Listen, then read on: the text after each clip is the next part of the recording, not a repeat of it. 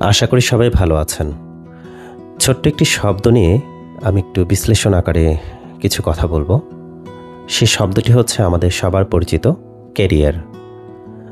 আমাদের চারপাশের মানুষের ম্যাক্সিমামেরই ধ্যান ধারণা হচ্ছে ক্যারিয়ার বলতে আমরা যা বুঝি সেটি হচ্ছে সরকারি জব অথবা বেসরকারি জব। আসলে এই শব্দটির সাথে আমি এই কারণে বিশ্লেষণ করতে চাচ্ছি যে আমি কিছুটা ভিন্ন মত পোষণ করি। আসলে ক্যারিয়ার হচ্ছে সেটি যেটি আপনাকে সাস্টেনেবল একটি আর্নিং সোর্স দেবে, অর্থাৎ যে কাজটি আপনাকে দীর্ঘমেয়াদী এবং একটি নির্দিষ্ট আর্নিং সোর্সের মধ্যে নিয়ে আসবে, আয়ের মধ্যে নিয়ে আসবে, সেটি আপনার জন্য ক্যারিয়ার হতে পারে। সেটি বিজনেস হতে পারে, সেটি উদ্যোক্তা কিংবা সরকারি কিংবা বেসরকারি জব। তবে আপনি যেটিই কাজ করেন না কেন এই আর্নিং করার জন্য বা এই আয়টুকু করার জন্য, তা অবশ্যই সে দেশের আইন বিধিবিধানের উপর ভিত্তি করেই হতে হবে। অবশ্যই আপনার ইথিক্যাল সাইড ঠিক থাকতে হবে।